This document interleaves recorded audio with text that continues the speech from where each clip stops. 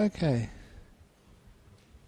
So earlier on this week, a couple of days ago, actually just yesterday, I was fortunate enough to give a talk at a centre which assists people who have been tortured and have other sort of traumas in their lives.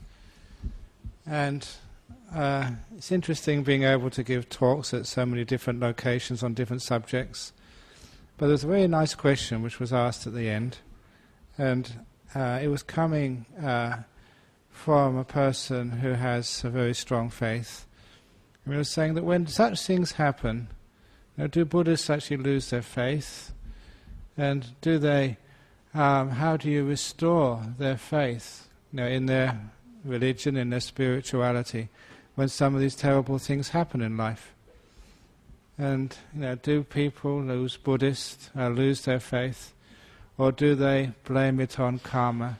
What happens when tragedies or traumas or even torture hits you?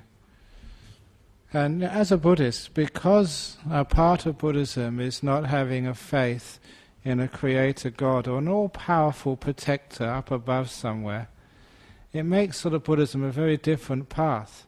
I know many people, they pray to some divine being to help them, especially when the lottery is coming up tomorrow, some people tell us.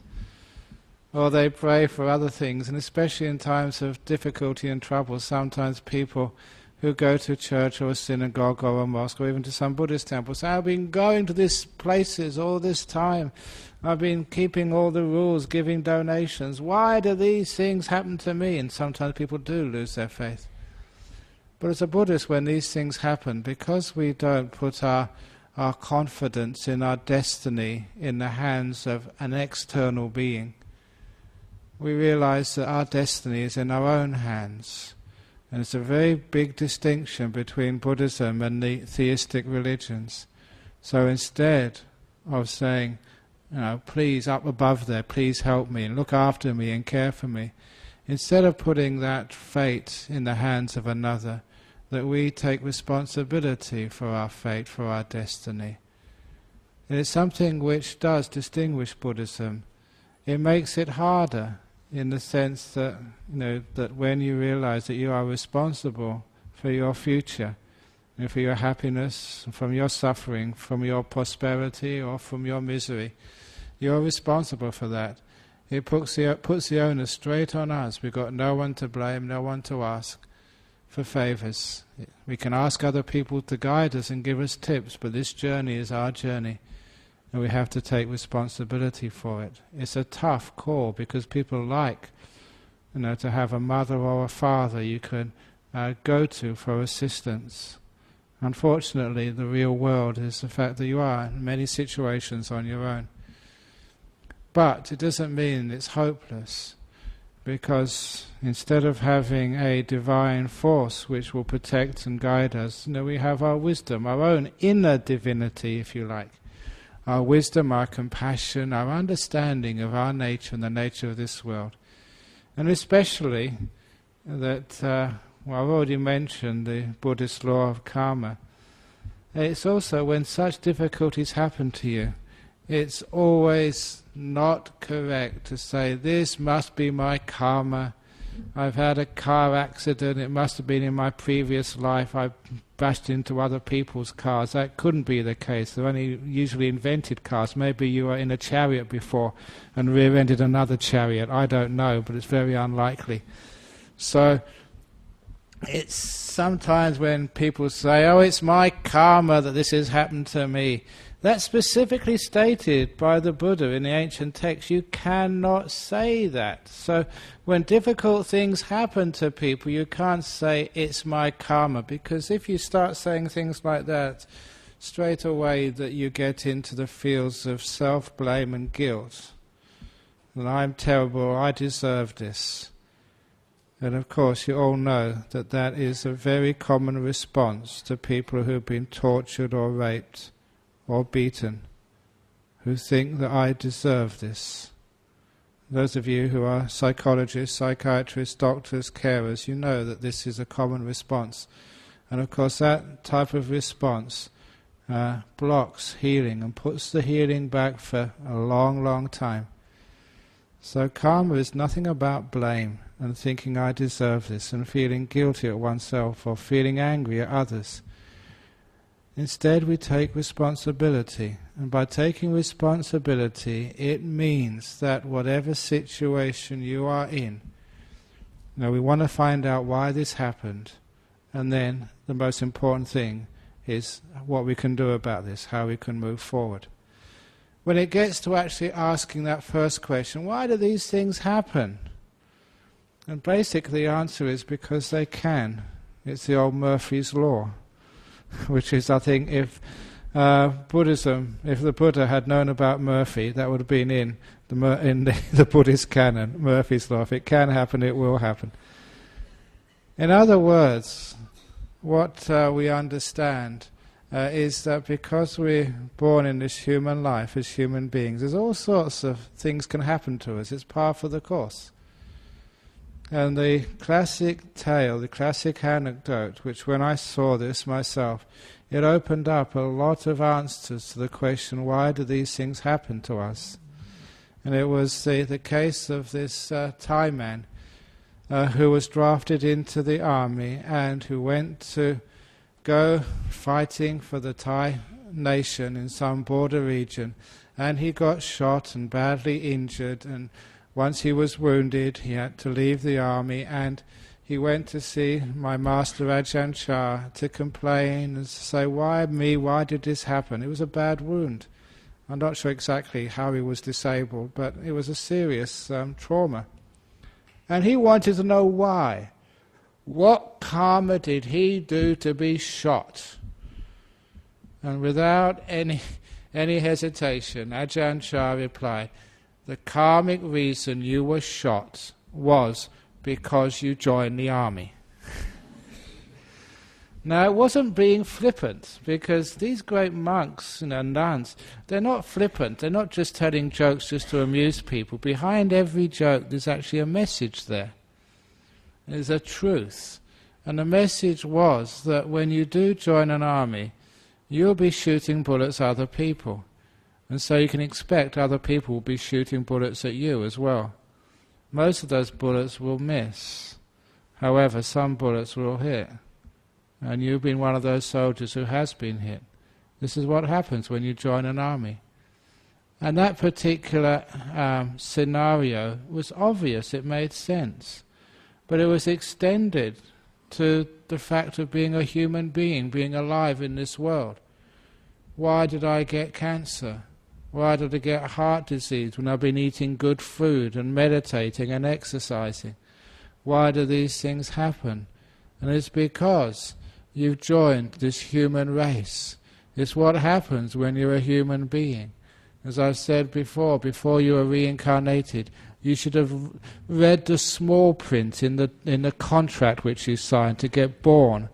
It meant, number one, you can die at any time, for any reason, either being hit by a truck, or being killed in a tsunami, or having cancer, or all sorts of other things. You can die at any time. This is par for the course. This is part of being a human being. So what it means is that this is our truth, this is our nature, this is what we've got ourselves into. So we know this is happening, and once we're truthful about this, we know it can happen. It's amazing just what that particular truth, it's not because of somebody else, it's not because of this or that. We know that this is part of having this human journey. Once we understand that and accept it, we can actually just make strategies to know it can happen, and that we're not exempt from these things. Then we can do our very, very best to lessen our chances of having these tragedies. Once we know it's possible, this is par for the course, then we want to make sure that we reduce the opportunities we have for these terrible traumas and problems. And we can do a lot. And doing something to make sure that we lessen our chances for pain and suffering and difficulty is what the law of karma is all about. So we're trying our very best. We realize that we do have choices. And what we want to do is to make such choices that we limit the possibility of trauma and torture and pain and tragedy. So, we do exercise, we do try and eat well, we do try and do the very, very best, but even so, we know that that's not enough. Sometimes it just doesn't work. That's part of the course. All we're doing is increasing our chances. But it also means, and this is probably one of the most important parts of Buddhism, is that when that trauma and problems happen, we don't think, oh, it was my mistake, it's somebody up there's not looking after me. We don't get into the guilt and anger, because the guilt and anger which comes when a person experiences pain, torture, suffering or whatever, that type of guilt and anger, again, stops the healing happening. It just makes that pain stay for longer and longer and longer. I remember a family who, this is many, many years ago, so I don't mind talking about this family. She would be a regular at one of my meditation groups, and after one evening, it was actually her friend, said, you better talk to this lady because she's in a big trouble. When I talked to her after the meeting, her trouble was that she'd found out her husband had been sexually abusing her kids. The signs were seen at the primary school where her 2 kids were attending. It was reported to the police. It was investigated. It was true. The father confessed. So there was a real big problem, huge problem for her and her kids. Fortunately, she was a Caucasian, she was a Buddhist, she had enough understanding about the Dharma, about the truth, about the nature of life and the mind, to first of all let go of what most mothers would feel at that time, guilt and self-blame. Because that's your kids. I should have seen the signs. Why couldn't I protect these people? Why did I choose a man like that? You can understand just how blame is a very easy response to have. I'm talking about self-blame here. But because of all of the teaching she had heard over the years, she realized that this can happen to anybody. She understands that the nature of a mother's love to her kids and also love to her partner was such that we just cannot see the things which we don't want to see. It's a nature of a mind to be often in denial. So what is very painful and hard and difficult, what we don't want to see because it's going to break up our whole life, it's natural that we can't see that. Sometimes we just can't do anything about it. It's just part of the psychology of our mind. It's also the reason why that people break up, and many of you have, not on your first relationship, maybe some of you have been married 2 or 3 or 4 times, I don't know how many times. I know that Dennis is a marriage celebrant, so it's always good business for him when there's more marriages. But it just happens. And so many times that when there is a breakup in a relationship, because they come here, they come and ask for advice, and it's so often the case that one of the partners come and said, I don't know what the problem was, we're having such a wonderful time. And then he comes along or she comes along and says, it's been falling apart for years, but I thought that we're having a wonderful time. Of course this happens, because if you're in a relationship, you love it so much, you're getting so much not just joy but meaning in your life from it. Any signs that there's a problem, you just cannot see it. It doesn't come into your mind. It's part of the nature of the mind. You're just very difficult to see what is painful for you.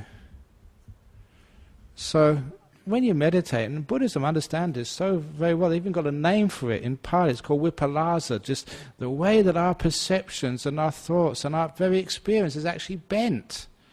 It's even just the first time we experience something, we've already filtered out what we don't want to hear, and we've allowed in what we like to hear. This is just part of the nature, the psychology of the mind, which was recognized by the Buddha 25 centuries ago. So this poor woman, straight away, she'd understood that that all of sort of the blaming of herself, she realized she wasn't to blame, she was a good mother, she was a good partner, she was doing her very best, but she just could not see it. And there was a reason she could not see it. Because it was just too painful for the senses to actually allow in to her mind. So straight away, the self-blame had been let go of. And I don't know how many times that I've said here that guilt has got no place in Buddhism. Blaming oneself is just allowing the problem to fester, and it just gets worse and worse and worse. She'd heard that many times, she understood the reason for that, so she wasn't blaming herself. And of course the next thing was blaming the partner. And of course that's a very easy thing to do when that person is responsible for so much pain and suffering. To your own kids and to a relationship, a marriage you put so much of your time and effort of yourself into, destroyed by this. And it's disgusting. But again, because of her understanding of karma, understanding of the nature of the mind, the nature of happiness, wisdom, kindness, compassion, she was able to let go very quickly of any hatred or ill will towards her partner. We all know that that hatred and ill will, it hurts us much more than it hurts the object of our anger. The old statement that getting angry at somebody else is like picking up a hot coal and trying to throw it at them. Most times you miss, but every time you pick up a hot coal you burn yourself. Every time you get angry at another person, you always hurt. That's 100% true. Sometimes the other person hurts, but most times they don't. But you always hurt. So getting angry at another person, even though it's a culturally accepted response in a place like Australia, people who understand the nature of the mind and the nature of the world realize that anger is just totally dysfunctional. It doesn't help at all. It doesn't serve its purpose of solving problems. So she understood that very well because she'd been meditating, she'd been exposed to these Buddhist teachings. So instead of getting angry and blaming someone else, she took responsibility for it. Not in a way of anger or guilt. That's not taking responsibility. Taking responsibility means this is a situation we're faced with. Without any blame or anger, how can we move forward? We can't change the past. Anger, guilt is all about messing around with the past. It's obvious to people, but sometimes, as I said to someone earlier, we need to come and listen to these talks every Friday night for many years until we get properly brainwashed, so we don't need to get in anger or guilt ever again. It's so free to realize that these things happen and you don't have to follow that path. And so instead of guilt or sort of anger, she let go of that pain. What she did was, obviously, there's no way she could live with a man like that again. He had to go to jail anyway. The relationship was gone, but she had no anger towards him, realizing the anger was not going to hurt him, and it was only going to hurt her and her children. She actually let that go very quickly. And it was an interesting experience for me, because as her teacher, she told me later on, she actually wrote to me, she got herself into another problem, but it was an easier problem to solve, and that was because she was the mother of the kids, that she had to go to counselling. It was obligatory for her, because she'd been in this traumatic situation, and they realized that she had to be counselled out of it. Unfortunately, the counsellor had no understanding about Buddhist attitudes, and so when she came along and said, "No, I don't hate that guy, I don't want him to go to hell, I don't want to sort of murder him or whatever," the counsellor thought that she was in denial. Because we all know that you want to sort of string that person up by his, well, I shouldn't say what, but you know what I mean. And this is obvious that everybody would like to torture him back for what he did. Everyone would like to get angry, but they didn't know that Buddhists don't do that. And so when she said that, look, I've let it go, that obviously that I can't love that guy anymore. Obviously I think he's just a terrible guy and needs a lot of help, but I'm not going to get angry, I'm not going to have ill will against him anymore. And it needed me to write a long letter to the counsellor explaining basic Buddhist principles before she was let out of the counselling sort of roundabout. Because she was in that catch-22 situation. Only when she admitted there was a problem that she could get released. Because there wasn't a problem, she could not get released. And so she was in that situation. But fortunately, the counsellor understood. And it was a wonderful experience to say this was a real person in a real trauma who'd actually dealt with it in a beautiful way. And there was follow-up. Because that was many years ago. And even last year I got a Christmas card from the family. They moved to another place. They're doing fine. That's many, many years. It did actually work. And interestingly, because the mother just let go of anger and guilt very, very quickly, so did her two children. Because you notice how children will follow the lead of the parents. All children want is an example to follow. They've got a natural wisdom. They don't like hating people, but they can learn hate and revenge very easily from their parents. So it was wonderful that that mother could actually forgive. I don't mean forgiving, sort of approving. Please don't ever think that forgiving means of approving of bad actions. You really disapprove very, very strongly, but the forgiveness means I don't want that person to hurt anymore. Punishment is not my game. What I want is somehow to get that person to learn what they've done wrong, to make sure they never ever do that again. And maybe hopefully they can live a good life later on, but certainly to make sure those problems never reoccur. So that's nothing to do with anger or ill will. That's nothing to do with punishment. And that was a beautiful attitude, which meant that she could let go and move on. Because every time you want to punish, every time you have this terrible feeling of revenge, every time you think that justice means they've hurt me and I have to hurt them back, that means you're caught in that cycle, you're caught in the past. And some people I know are still caught in the past, wanting to punish people who've done terrible things to their family and friends. People who have really tortured somebody close to them. And because they can't have that sense of understanding, of no guilt, no punishment, they can't move on and live a life. So each one of you have had some traumatic experience in the past. What that traumatic experience is means that some of you have heard my jokes so many times, I think you deserve to go and get some counselling for torture. But whatever it is, that sometimes there you have a difficult situation. What we say in Buddhism, that this is the ingredients of this moment. And what Buddhism says, what common sense told me many times, even before I understood Buddhism, this is what you got to face. Stop looking at the past and blaming why this came and say, what am I going to do with this? And the standard story, I'm going to talk to you again with an old simile, the truckload of dung simile.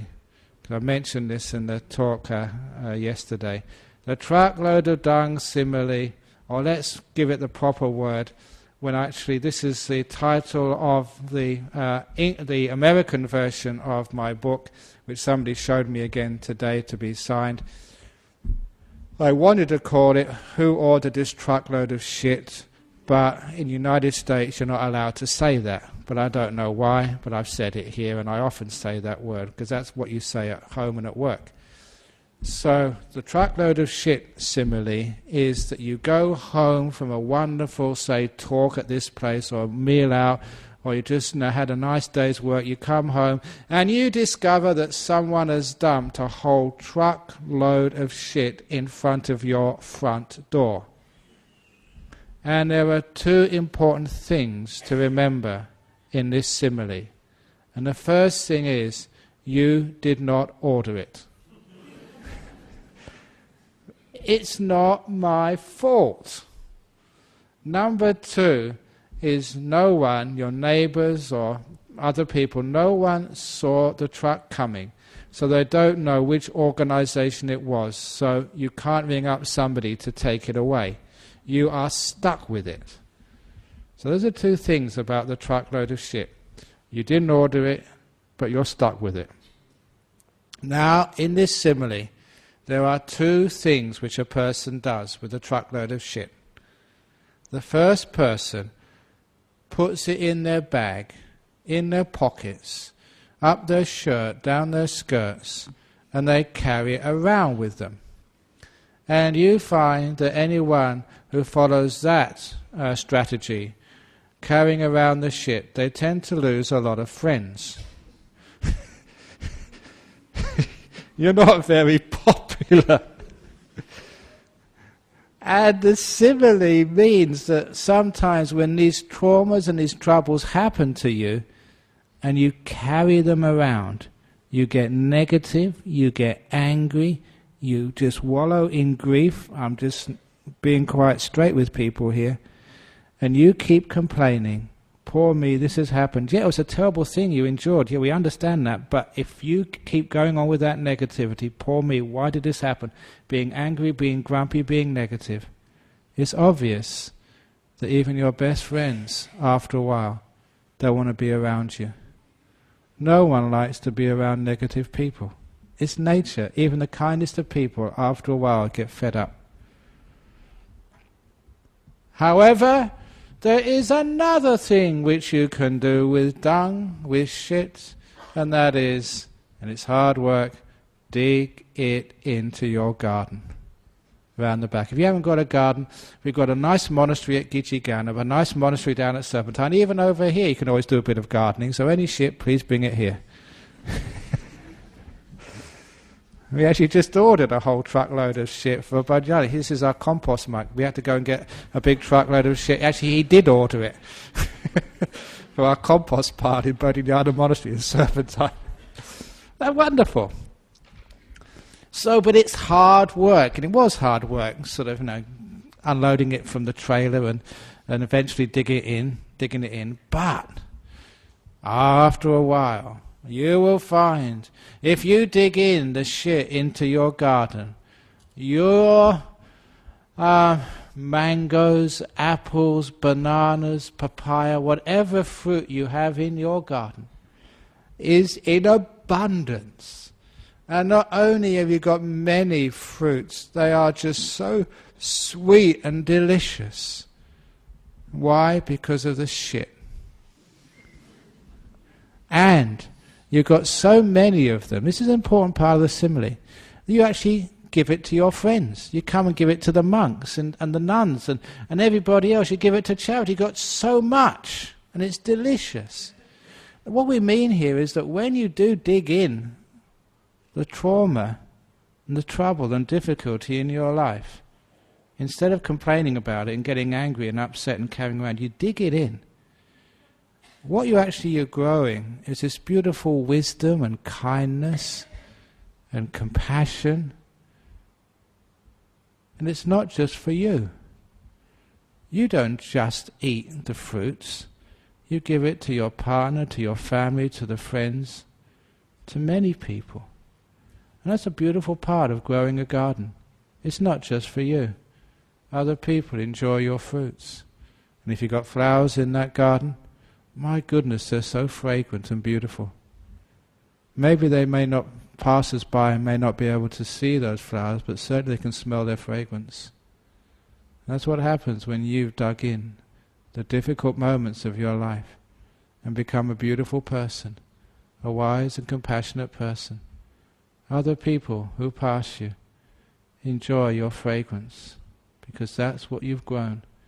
The beautiful, wise people of this world.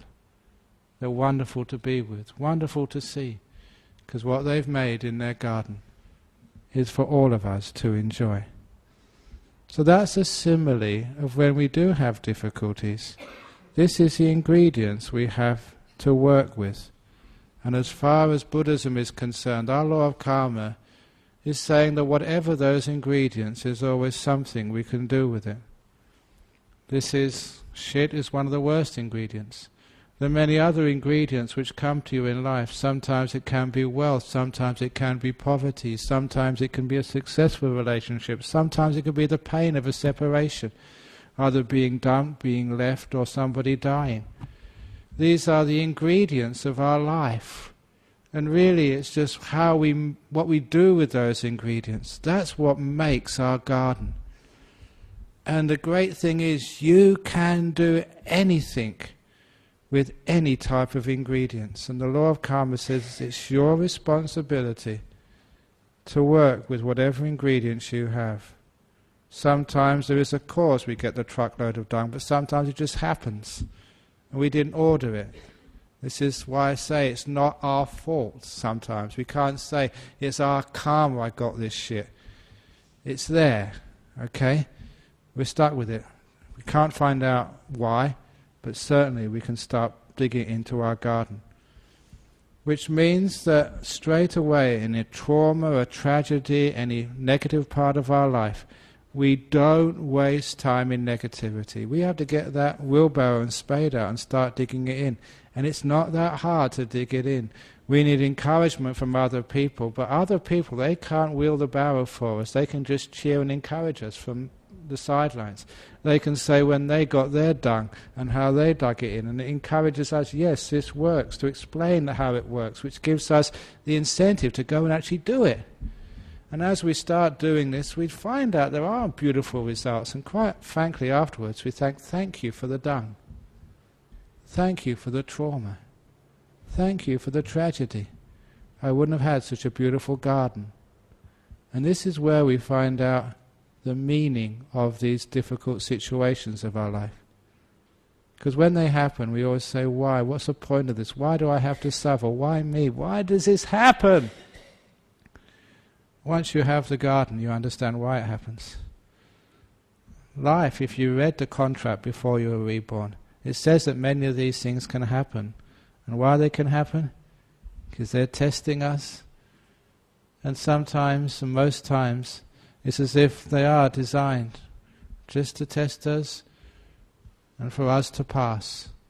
I was a school teacher for 1 year, and when I was setting examinations and tests, I was taught, if you're going to set a test, you want to sort of make sure that most people get at least sort of 50%, but no one gets 100%.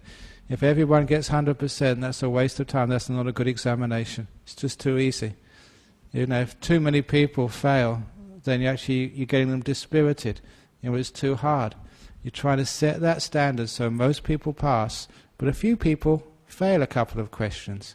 So actually they learn just their weak points so they can get stronger for the next examination. And that's exactly the same with life. You have been examined many times. And if life was too easy, if you never had any trouble or trauma, it would be a total waste of time. You wouldn't learn anything. You have a great time, but there would be no oomph, no essence, no learning, nothing which really is there for you to grow with. There'd be no spirituality. It's one of the reasons why in traditional Buddhist dogma you can't get enlightened up in heaven. You don't have enough to test you. It's just too fine, too nice. The same if you have too much difficulty, it's just too much pain. There's just too many sort of wrong answers, and you just fail too many times. But in this human realm, that most of the time you succeed, but a few times you fail. It's just the right level for learning. And so you do have lots of happiness. Most of the time people succeed and have a wonderful time in their life, but a few times you do fail, and you do get these difficulties, you do get these problems and pains. That's what they're there for us to really grow from them. I often say that how on earth can anyone learn how to be generous if they haven't been poor? I don't know about you, but a couple of times I've been hungry, haven't ate for a couple of days. Mostly my own fault for going travelling without enough money. But when you have known hunger, real hunger, it's impossible to pass by someone else who asks for something to eat. when you know how it feels. That's why sometimes fasting is useful. If you go without food for 2 or 3 days, doctors may complain, but I'm talking about the spiritual benefit. Then you know what it's like for, say, a person in Haiti who hasn't eaten for 3 or 4 days. You know what it's like. And that's only a small thing. Sometimes, if you've been poor, you really had a hard time just paying bills. Then you know if there's any other people who have difficulty, you'll always give them a hand. If you've ever been lonely and suffered, when there's been no one there for you, you know what it feels like. Then when someone comes and asks you for a few minutes of your time, you will never say no, even though you are busy, because you know what it's like. You've been there, you've experienced those painful situations of life. So sometimes you understand that these are actually learning experiences. You know, sometimes people ask, how do you become wealthy? It's one of the things which greedy people always ask. Or they would get more direct, as they asked this morning at a ceremony in a Thai restaurant. Please, how do we see the numbers tomorrow for the lottery? But why are people wealthy? According to traditional Buddhism, it said, if you've been generous, if you've really given, then wealth comes to you. One of the people I know who won the lottery, but I think this one was in either Queensland or New South Wales, he was an ex-monk. This ex-monk, he was actually, came the first year at our monastery down at Serpentine. He came, but he disrobed afterwards. But he spent a whole year of his life building a little hut for our teacher in Thailand, but a special hut which had other rooms, because at this time our teacher in Thailand was very sick. He had a stroke. He spent a whole year of his life hardly meditating, designing and building this hut for his teacher.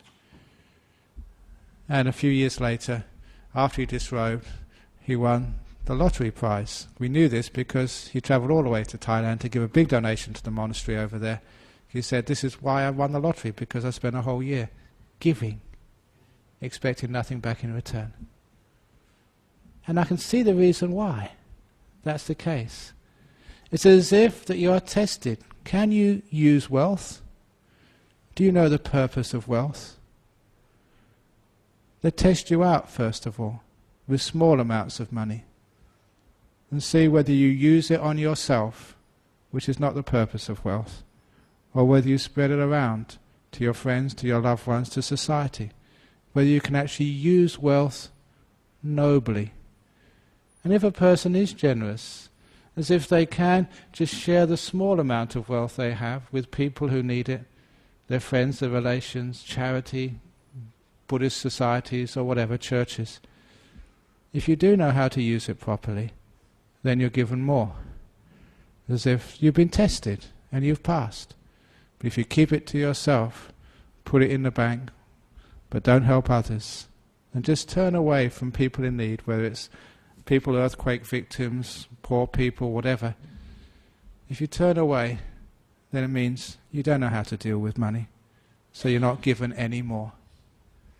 I thought it was a beautiful explanation of the karmic cause for wealth. You're tested. If you pass, you get more, because they know that you're a person who can use money properly. Just a natural sort of law of the universe. And so that if you have had little money, if you have had sickness, if all of these things, once you've been there and you've known it for yourself, you know what it's like to be in deep pain. You can't walk past another person who's in pain. Sometimes you hear these terrible stories, in the newspapers in places like Perth, about people lying on the side of the road, injured or wounded, and people just drive their cars past. They don't stop. They don't stop to help or look after. Why is that? It's because they haven't known what it's like to be wounded, to be alone, to be poor. Once you've known what that's like, of course you can't walk past. which is one of the great benefits of being in those difficult situations of life. The trauma, the difficulties, the problems, we do learn from them. We know what it's like. Compassion and empathy grow as a natural course. We do become far better beings. This is the workings of the law of karma. We learn from these things. These are the ingredients which we have. We work with these, we grow from them, and we become better people as a result, hopefully, if we know the rules of the game. And so as such, it means that we have a much nobler and more efficient way of dealing with the problems of life, which do come to us. It means that we do need to see psychologists and psychiatrists less than the average person. That can save us a lot of money. I even remember just one of the traumatic situations which I was in, not recently, it was quite a few years ago now. For those of you who've been coming here a long time, you know that in, I think it was 1991, January the 31st, we had this huge bushfire which came through Bodhinyana Monastery. I was there at the time. It was a crown fire, the hottest day ever in Western Australia in history at the time, surpassed a couple of weeks later. But to this date, it was the second hottest day ever in this city. And that's when we had a big fire coming through our monastery, trees exploding, and had to be evacuated. And for those of you who remember, we evacuated down to the bottom of the hill on the southwest highway.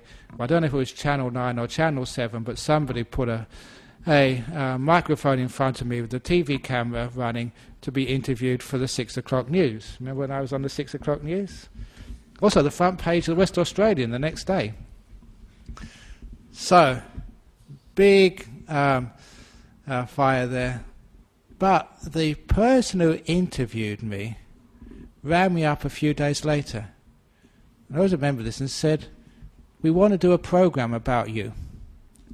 And I said, "Why?" He said, "Because look, I've been interviewing people in these tragedies and traumas for so many years, and this is the first time I've interviewed someone who was so relaxed when they'd just been through a life-threatening trauma." And I said, "Yes, being a Buddhist monk, that's just what you like." She said, "But I've never seen this before, can we interview you?" And actually, for those of you who've been around a while, I said, "What was the program?" And it was actually the Hinch report, which was supposed to be like such a dangerous program to get on. When I asked the people in the committee, I said, "No, don't go anywhere near that program, they'll tear you apart," or whatever, I don't know, but I refused at the time. But a few weeks later, we got some students coming up from Murdoch University who wanted to do a trauma study on us. Because this was a trauma, it's like the 2J fires. No one was actually killed, but we came pretty close. And they're asking all these questions. Do you have flashbacks? Do you have dreams of fire? Do you have smokes? I said, no. And they were very disappointed. Because you want trauma there. And you say, because you're a Buddhist monk, these things actually work. Yeah, there was a life-threatening situation and all your things were destroyed, but you just let it go, it's the past. And instead you were focusing on rebuilding the monastery and getting all the infrastructure back in and just carrying on. And those things like that actually showed me that there is a real other way of dealing with the difficulties and traumas of life. We learn a lot about fire safety there. In fact, the local rangers, they look upon us as examples. They take other people. I just saw this, I think, in 2004 or something. FISA, this is the Fire and Emergency Service of Australia, they gave us a prize, a certificate. I think it was Michelle Roberts at the time, came to present it to the monks at Bodhinyana Monastery for our fire safety stuff. And look, this is actually what happened once. Once the local ranger of our shire decided to do a spot check on us, on our monastery, because to make sure we had everything going. And it just so happened that all the monks were in our fire suits, we had the fire things going, we were doing a drill. It was true. And this ranger said, "Did you guys know I was coming?" I said, no. And they were in the middle of a drill, and he did a spot check. So, we monks have just got it together. So that we learned just from that experience, how to make sure our monasteries were safer. So all of these so-called traumas, we don't sort of look upon these things as things which hold us back in the past. We learn from them, and actually a lot of times we tend to sort of welcome them. It's part of life. Getting shot by bullets is part of being a soldier. Part of having a relationship is the difficulties you have with each other, where you're really challenged. Just how strong is your commitment to one another when those difficulties happen? Hopefully you are strong enough to be there, to learn and come closer together.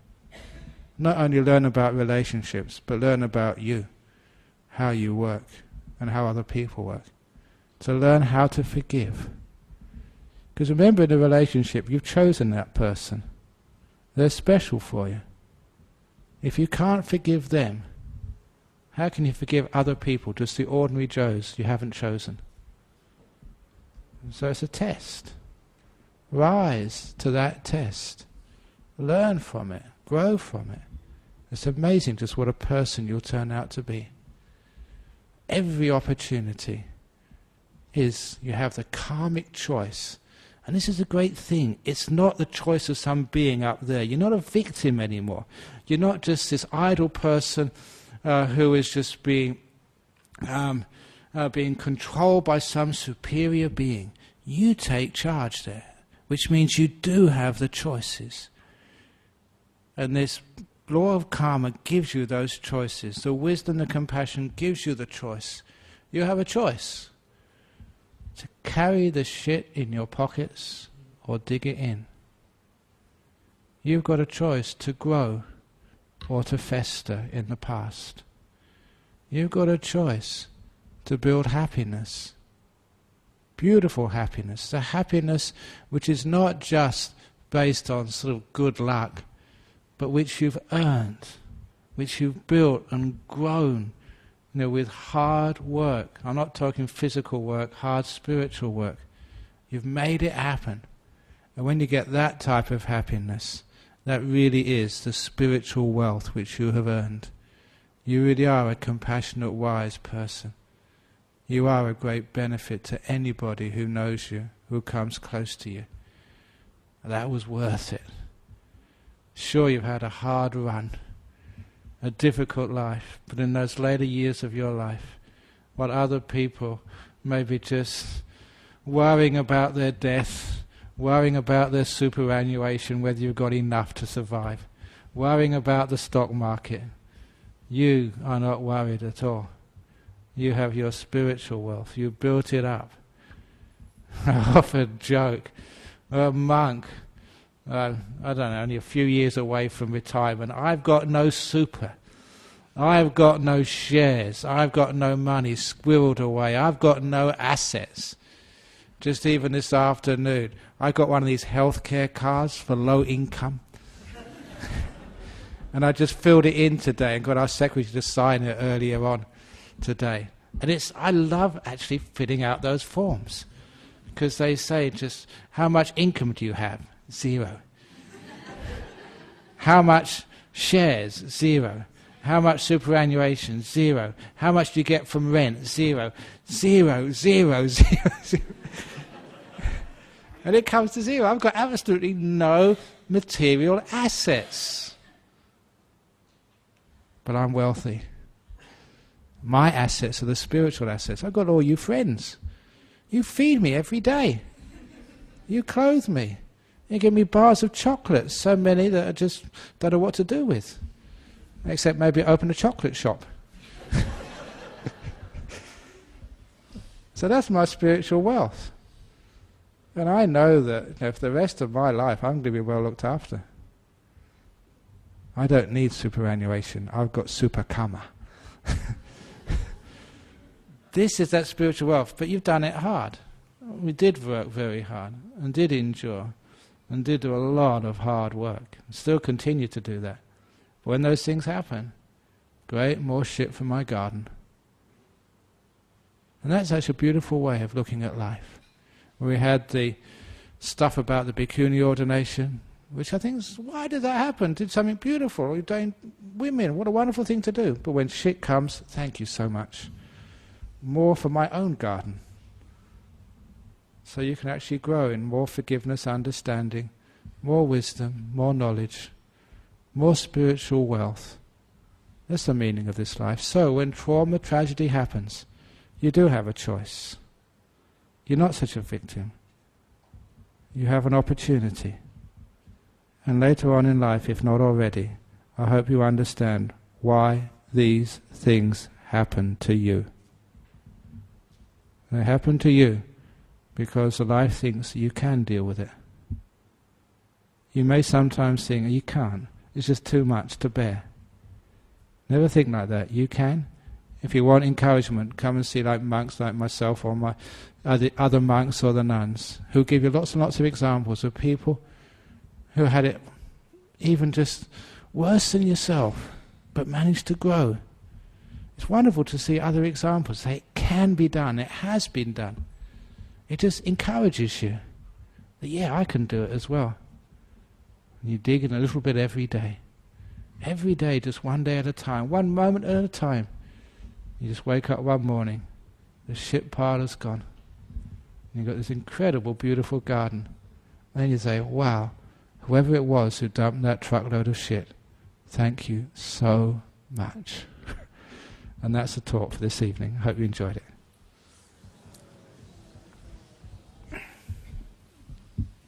So has anyone got any questions about this evening's talk, or comments about dealing with trauma, tragedy and problems? Yes, in the back.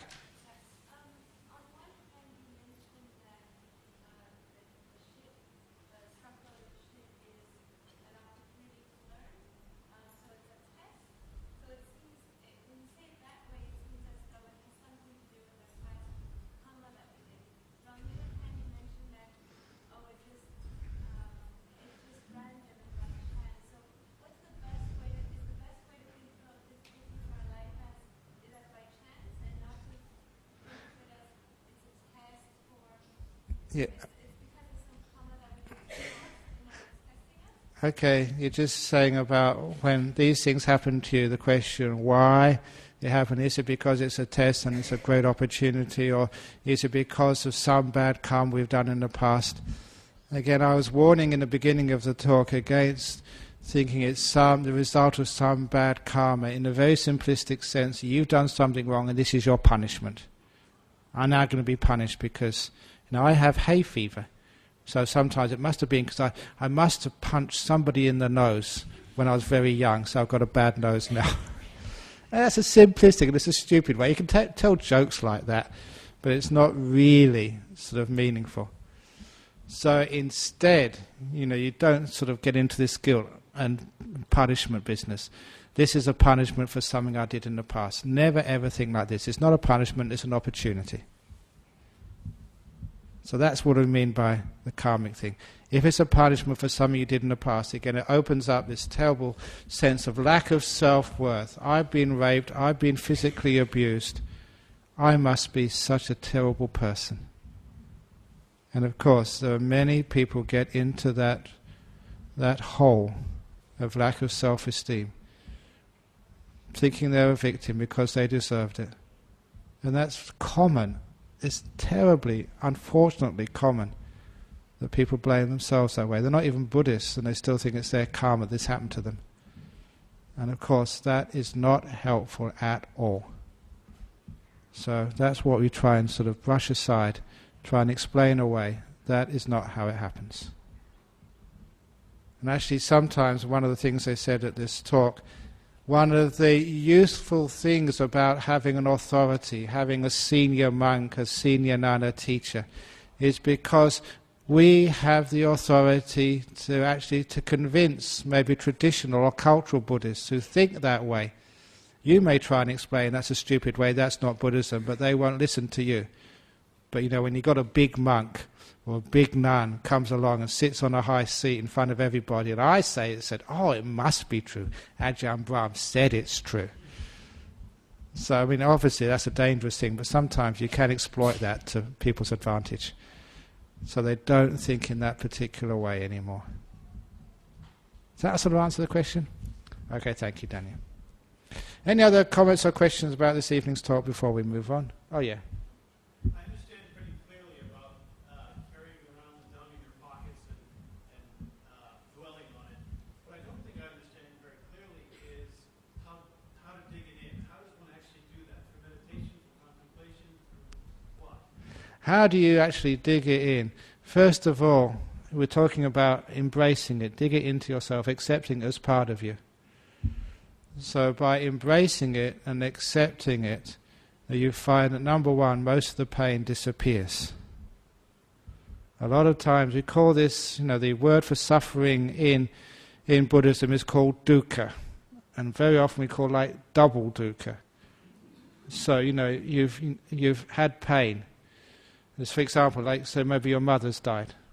So you've got the pain of the death, and he said, I don't want to feel this way, I don't want to be like this. And call that double. It's the physical is the first part of the pain, and then the mental is the second part of the pain.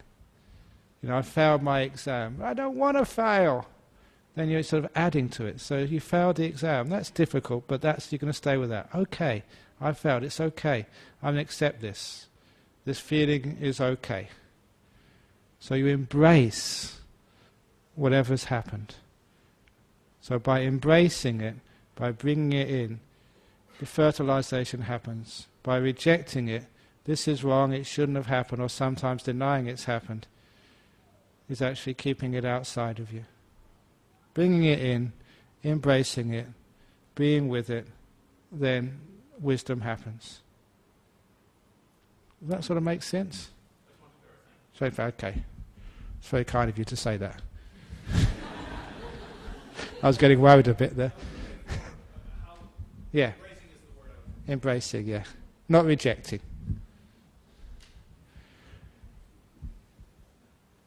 Okay, because we learn what it feels like. When you learn what it feels like, you can see it in other people, and then you can empathize with them. Okay, I think that's enough for this evening, so thank you all for listening.